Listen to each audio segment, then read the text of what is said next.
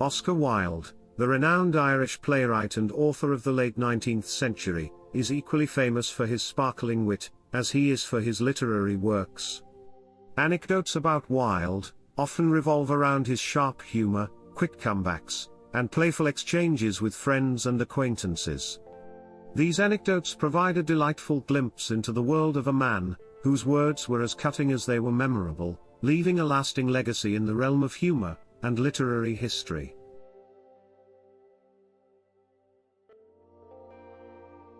One of the most well-known tales featuring Wilde revolves around his visit to the United States in the 1880s.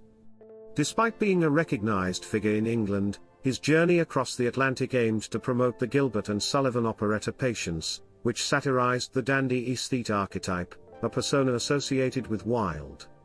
Despite having published only one volume of poetry at this point, Wilde's reputation was built on his flamboyant demeanor and wit.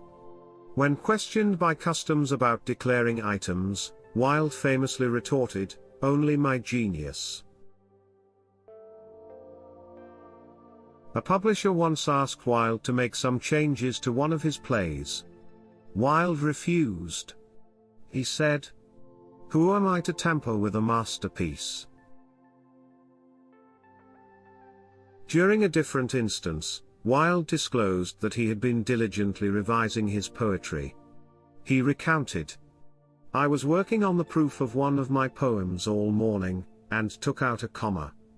His friend inquired, "And in the afternoon?" To which Wilde replied, "In the afternoon, well, I put it back again." Another anecdote concerns Wilde's time as an undergraduate at Oxford. When Wilde was studying classics, he had to undertake a viva voce or oral examination, for which he had to translate from the Greek version of the New Testament. The chosen passage for translation was from the story of the Passion of Christ. Wilde began to translate, and the examiners were satisfied, and told him that he had done enough. Most students would have gladly stopped there, but Wilde ignored them and continued to translate. Again, the examiners attempted to stop him, and this time succeeded, telling him that they were satisfied with his translation. "Do let me go on," said Wilde. "I want to see how it ends." In response to a critic's negative review, Wilde quipped, "The play was a great success, but the audience was a disaster." One story claims that Wilde engaged in a conversation with a poet, who had recently published a book of verse. The poet lamented that his work was receiving no reviews, and believed it was being intentionally overlooked. "There is a conspiracy of silence against my book, Oscar. What should I do?" "Join it," replied Oscar. In a public feud with the artist James McNeill Whistler, Wilde said, "I wish I had said that." To which Whistler replied, "You will, Oscar. You will." Quote, "A true friend stabs you in the front." While Oscar Wilde was residing at 16 Tite Street, he was met by a tax collector who for some time was trying to find him. "I want to talk to you about your taxes." "What taxes?" exclaimed Wilde. "What makes you think I should pay taxes?" "Well, sir," replied the tax collector, "you live in this house and sleep here." "Oh yes. But then you see, I sleep so badly."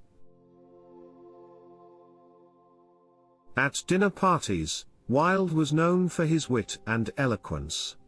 He once remarked, "I like to do all the talking myself.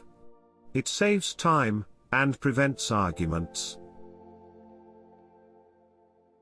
At Café Royal, during a gala dinner hosted by Frank Harris, the editor of the Saturday Review, the guests grew increasingly uncomfortable, as Harris dominated the conversation.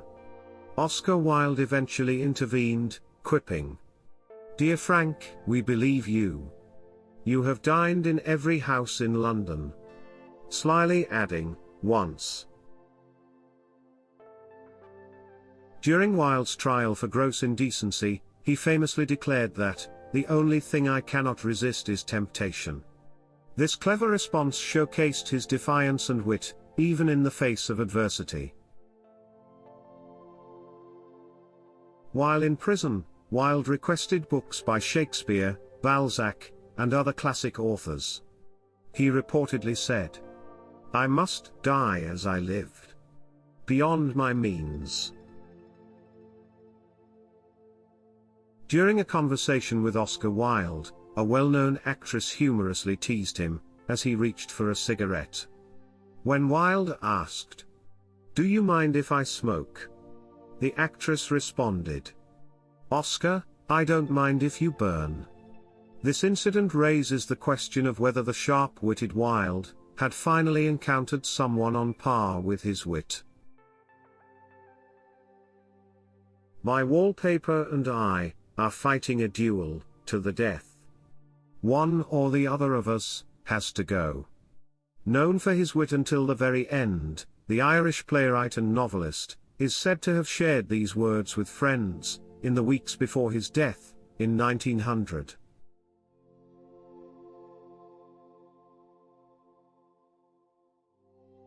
If you enjoy my content, please take a moment to subscribe, comment, like, and share my videos with your friends. Your support fuels my passion. Thank you for being an awesome part of this community.